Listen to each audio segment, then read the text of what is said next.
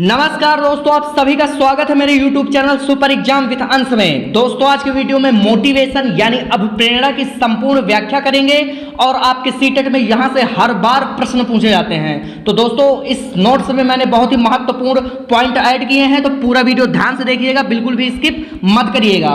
और जो मेरे चैनल में नए आए हैं वो मेरे चैनल को सब्सक्राइब करें और बेल आइकन को प्रेस करना बिल्कुल भी ना भूलें, जिससे मेरी वीडियो आप तक पहुंचती रहे। तो आइए बिना टाइम बर्बाद किए हुए शुरू करते हैं।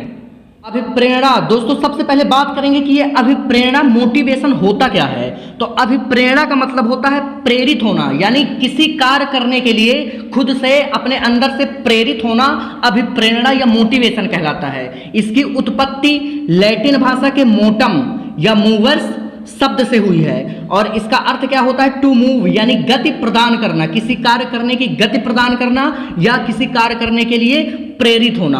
अब दोस्तों कुछ इंपॉर्टेंट डिफिनीशन है जो आपके एग्जाम में पूछी जा सकती हैं, तो इनको देख लीजिए। स्किनर के अनुसार अभिप्रेरणा अधिगम का सर्वोच्च राजमार्ग या स्वर्ण पथ है। स्किनर ने क्या कहा कि अभिप्रेरणा अधिगम यानी सीखने के लिए सर्वोच्च राजमार्ग या स्वर्ण पथ है।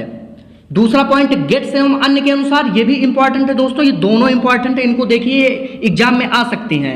अभिप्रेरणा प्राणी के भीतर वे शारीरिक और मनोवैज्ञानिक दशाएं हैं जो एक विशेष प्रकार से कार्य करने के लिए तैयार करती हैं। यानी अभिप्रेरणा किसी मनुष्य के अंदर या प्राणी के अंदर वे शारीरिक और मनोवैज्ञानिक दोनों दशाएं हैं जो अंदर से किसी विशेष कार्य करने के लिए प्रेरित करती हैं या तैयार करती हैं। आगे बढ़ेंगे। अभिप्रेरणा के प्रकार दोस्तों, यहां से आपके एग्जाम में प्रश्न पूछे जाते हैं, तो इसको अच्छे से देखिएगा। साधारण तौर पर अभिप्रेरणा के दो प्रकार माने जाते हैं या दो प्रकार की होती है अभिप्रेरणा। पहली जन्मजात, दूसरी अर्जित। जन्मजात क्या होती है, जो आपके अंदर जन्म से विद्यमान हो, यानी जन्म से मौजूद हो, जैसे रोना, हंसना, ठीक है। और जो अर्जित है, आपने जो बाद में अर्जन किया हो, सीखा हो जिसे बाद में या ग्रहण किया हो, वो आपका क्या हो गई, अर्जित हो गई। अब उदाहरण से समझते हैं। जन्मजात, आंतरिक या प्राथमिक उत्प्रेरक इसी को बोलते हैं।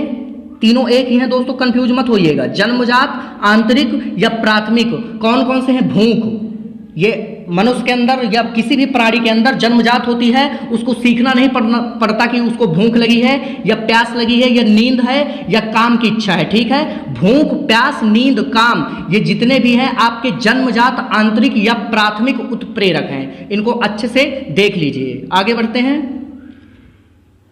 अर्जित अभिप्रेरणा या अर्जित उत्प्रेरक या बाह्य उत्प्रेरक या द्वितीयक उत्प्रेरक या सामाजिक उत्प्रेरक, चारों दोस्तों एक ही हैं, चारों के नाम एक ही हैं, तो कंफ्यूज मत होइएगा। कोई एक एग्जाम में नाम रख के पूछ लेगा तो आप बिल्कुल भी कंफ्यूज मत होइएगा। तो ये क्या होते हैं? पद प्रतिष्ठा, यानी मनुष्य को जो पद प्रतिष्ठा बाद में अर्जित करता है, ठीक है। पुरस्कार, किसी से पुरस्कार पाना, ये भी अपने ज्ञान के आधार पर या अनुभव पर अर्जित करता है। तीसरा है सम्मान, ये भी आप बाद में अर्जित करते हैं, आपको जन्म से प्राप्त नहीं होता।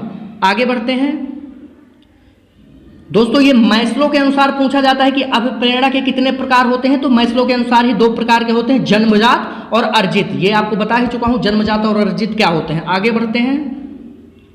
थॉम्पसन के अनुसार दोस्तों, ये पूछ लेता है, ये इंपॉर्टेंट है, तो इसको ध्यान से देखिएगा, ये एग्जाम में आपके पूछ सकता है कि थॉम्पसन के अनुसार कितने प्रकार की होती हैं। तो इनके भी अनुसार दो प्रकार की होती हैं, लेकिन कौन कौन सी? पहली स्वाभाविक और दूसरी कृत्रिम। स्वाभाविक के अंतर्गत कौन कौन आती है, यानी आनंद प्राप्त करना, जो स्वभाव से आपके अंदर विद्यमान हो, मौजूद हो, आनंद प्राप्त करना, ये आपके स्वभाव में विद्यमान होता है। घूमना, टहलना या पलायन करना, ठीक है, ये भी स्वाभाविक है। अब कृत्रिम के अंतर्गत प्रशंसा, किसी से प्रशंसा सुनना, पुरस्कार पाना और दंड पाना, ये आपके कौन से हैं? कृत्रिम के अंतर्गत आ जाते हैं। अगला पॉइंट देखेंगे।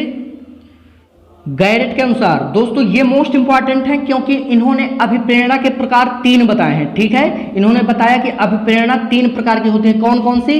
जैविक या दैहिक, ठीक है। दूसरी आपकी है मनोवैज्ञानिक, तीसरी आपकी सामाजिक। नंबर थोड़ा गलत हो गए हैं तो इनको देख लीजिएगा।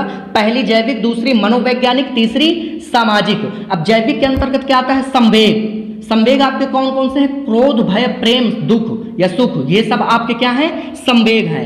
मनोवैज्ञानिक के अंतर्गत कौन से आएंगे? मूल प्रवृत्तियां।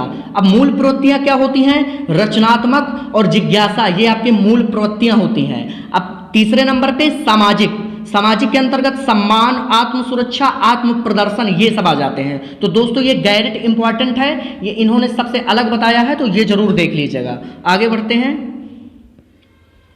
दोस्तों, अब आते हैं सबसे मोस्ट इंपॉर्टेंट पॉइंट जो आपके एग्जाम में सीधे तौर पे पूछे जा सकते हैं, अभिप्रेरणा चक्र। ये क्या होता है?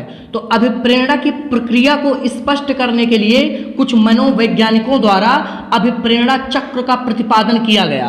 अब यह अभिप्रेरणा चक्र होता क्या है, इसके बारे में आगे संपूर्ण व्याख्या देखते हैं। तो ये जो अभिप्रेरणा चक्र होता है, इसके कितने सोपान होते हैं? 3, ठीक है, इसके 3 सोपान होते हैं। पहला आवश्यकता यानी नीड, दूसरा चालक ड्राइव, तीसरा प्रोत्साहन या उद्दीपक यानी इंसेंटिव। आगे बढ़ते हैं, अब देखेंगे कि आवश्यकता, चालक, प्रोत्साहन ये होते क्या हैं। सबसे पहले देखेंगे आवश्यकता क्या होती है, ठीक है। शरीर में जब किसी चीज की कमी या अति की अवस्था किसी कारण से उत्पन्न होती है, उसे आवश्यकता कहते हैं। अभी आप इनकी डिफिनीशन देख लीजिए, फिर उदाहरण से इनको अच्छे से समझेंगे। आवश्यकता क्या होती है? शरीर में जब किसी चीज की कमी या अति की अवस्था किसी कारण से उत्पन्न होती है, उसे आवश्यकता कहते हैं। आगे बढ़ेंगे, चालक। चालक क्या है? प्राणी में जब आवश्यकता उत्पन्न होती है तो इस आवश्यकता के कारण प्राणी तनावग्रस्त हो जाता है और पहले से अधिक सक्रिय हो जाता है, यानी पहले से अधिक क्रियाशील हो जाता है, और इसी तनाव या क्रियाशीलता या सक्रियता को चालक कहते हैं, ठीक है। आगे बढ़ेंगे, प्रोत्साहन या उद्दीपक। ये क्या होता है? प्रोत्साहन प्राणी को अपनी तरफ आकर्षित करता है, इसकी प्राप्ति से आवश्यकता संतुष्ट हो जाती है और चालक की चालकता में कमी आ जाती है। अब दोस्तों उदाहरण से समझेंगे। पहले देखेंगे M = N+D+I यानी मोटिवेशन इक्वल टू, ये क्या है? आपकी नीड, और D से ड्राइव, E से इंसेंटिव। अब देखेंगे, इन तीनों को समझते हैं उदाहरण से। आवश्यकता, दोस्तों आवश्यकता क्या होती है? क्या बताया था कि प्राणी के अंदर जब किसी चीज की कमी या अति की जो अवस्था होती है, वो क्या कहलाती है? आवश्यकता। तो हमें जब भूख लगी तो हमने क्या महसूस किया कि हमारे अंदर भोजन की क्या हुई? कमी हुई, ठीक है। अब जब हमारे अंदर भोजन की कमी हुई किसी प्राणी के अंदर, तो वो थोड़ा सा तनावग्रस्त यानी तनाव में आ गया कि यार मुझे भूख लगी है, और सक्रिय हो गया। उसी सक्रियता को क्या कहते हैं? चालक। चालक क्या हुई? आपकी भूख, यानी जो सक्रियता और तनाव है वो आपका क्या है? भूख। इसके बाद हमने क्या देखा? प्रोत्साहन। प्रोत्साहन क्या है? भोजन। प्रोत्साहन वो होता है जो हमें अपनी ओर आकर्षित करता है। जब हमें भूख लगी तो हम अधिक सक्रिय हुए, ठीक है, चालक। फिर इसके बाद जब सक्रिय हुए, हमने देखा उद्दीपक या प्रोत्साहन। उद्दीपक या प्रोत्साहन क्या होता है? जो हमें अपनी ओर क्या करता है? आकर्षित करता है।